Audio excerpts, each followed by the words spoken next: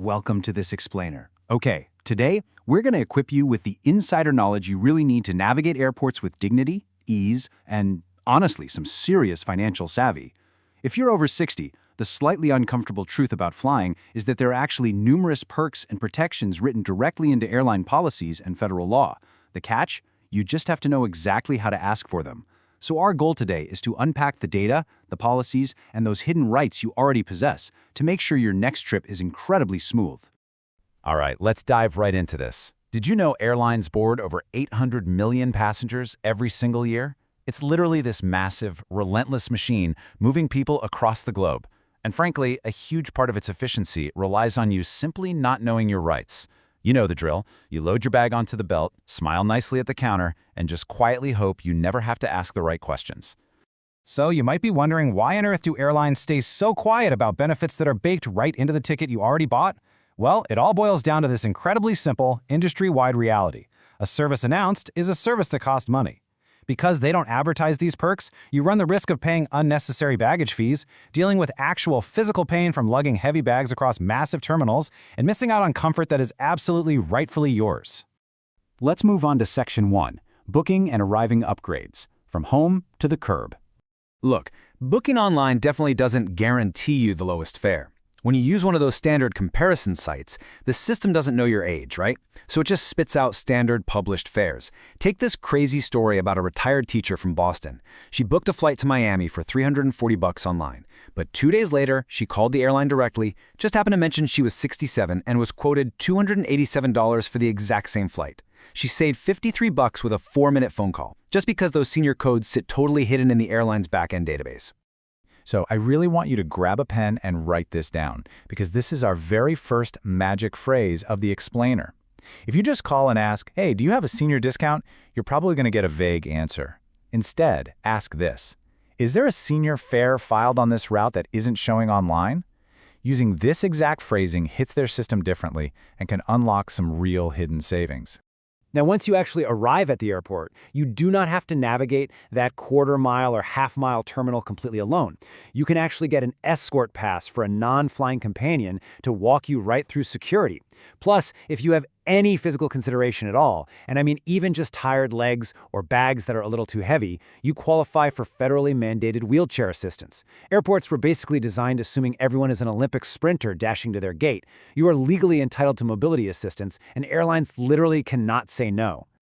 To grab that companion pass, just skip those automated kiosks and walk straight up to the staff counter with your companion's government ID. Just say, I'd like to request an escort pass so my daughter can walk me to the gate. It's incredible because this completely transforms a really rushed, stressful goodbye at the curb into sharing a relaxed cup of coffee right at your gate. A mother and daughter did exactly this at Chicago O'Hare. The agent printed the pass in under 2 minutes, and it totally changed their whole travel experience.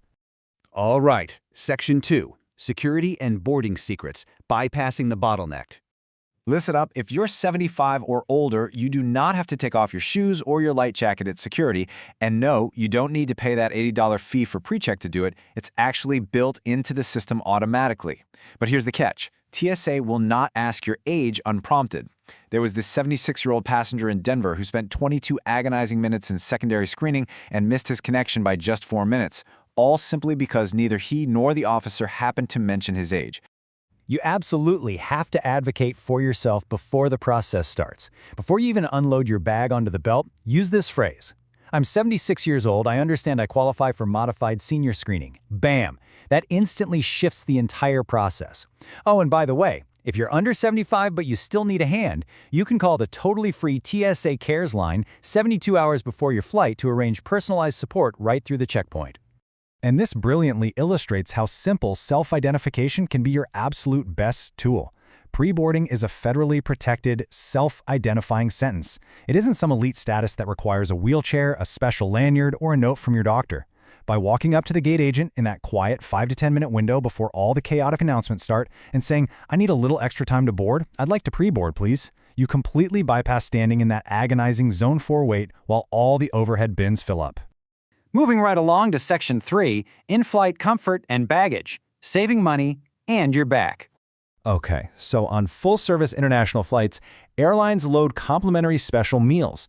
We're talking diabetic-friendly, low-sodium, heart-healthy, you name it.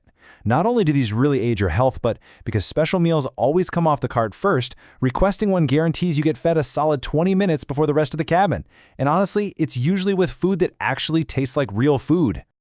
To make absolutely sure you aren't stuck picking at a dry mystery meal at 35,000 feet, use this exact phrasing when calling the airline beforehand. I'd like to add a special meal request to my booking. Just make sure you arrange this at least 24 hours before your departure. And always reconfirm at the gate so you know for sure your meal actually made it onto the plane's load sheet. Now we need to talk about baggage fees. Airlines collected over $6 billion in baggage fees recently. And get this, a massive chunk of that came from seniors paying for items that legally fly completely for free. Medical equipment like CPAP machines, portable oxygen, insulin cooling bags, and mobility aids do not count towards your standard baggage allowance. There was a 70-year-old flying from Atlanta to Seattle who was almost slapped with the fee for a CPAP machine until he confidently stated it was medically necessary, and the fee dropped to zero right then and there. So, just calmly asking, I'm traveling with medical equipment and prescription medications, can you confirm those won't be charged? Completely protects you from unnecessary financial loss. And hey, here's a fantastic insider move to save your back. Volunteer to gate check your normal carry-on for free. On full flights, agents are desperate for volunteers. Hand them your bag right at the door, stroll onto the plane with just your personal item, and completely prevent the shoulder strain of trying to hoist a rolling suitcase into a tiny overhead bin. We've also got the secret of the 30-minute upgrade window. In that half hour right before boarding begins, business travelers miss connections and suddenly premium seats start opening up. Gate agents actually have the discretion to fill these seats.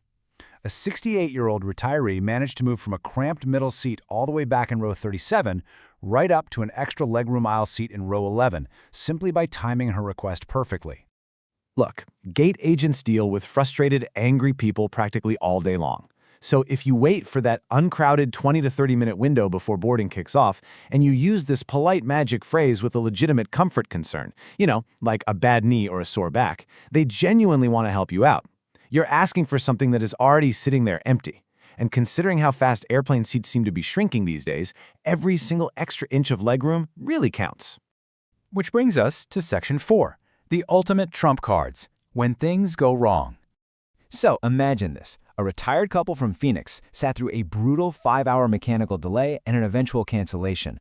They unnecessarily spent $220 straight out of pocket on expensive airport food and a hotel room. Why? Because they just didn't know that DOT rules mandate airlines provide vouchers for meals and hotel accommodations and even automatic cash refunds for cancellations when the delay is controllable. Controllable basically means it's caused by crew, scheduling, or mechanical issues rather than something uncontrollable like the weather. So, the crucial point here is exactly how you claim this. Walk up to the desk with your boarding pass in hand and state this completely factually. This was a controllable delay. I'd like the meal voucher and hotel accommodation your airline committed to on the DOT dashboard. By confidently stating the policy, you turn a deeply frustrating delay into a fully covered expense. No arguing, just facts. But what happens if the agent just flat out says no? That brings us to perk number 1, your absolute ultimate weapon. Every single U.S. airline is required by federal law to have a complaint resolution official, or CRO, available at every single airport every hour they operate. This is literally a federally mandated referee standing right behind every gate agent in America, trained specifically to resolve disputes on the spot. Now, you do not deploy this protocol for a minor fare dispute. You invoke a CRO when a legal right is actually denied, like if your wheelchair request is refused, your pre-boarding is denied, or an agent wrongly tries to charge you for medically necessary equipment. Gate agents almost never hear a passenger ask for a CRO by name, so when you calmly say, "I'd like to speak with your complaint resolution official, please," just watch how unbelievably fast the conversation changes in your favor. These policies have been sitting right there in federal regulations and customer service plans for decades, essentially hiding in plain sight. So as we wrap up this explainer, I really want to leave you with this question to chew on. Which of these 11 perks genuinely surprised you the most? It's time to stop leaving your money and your comfort on the terminal floor. Use these magic phrases, step up, and completely take control of your next flight.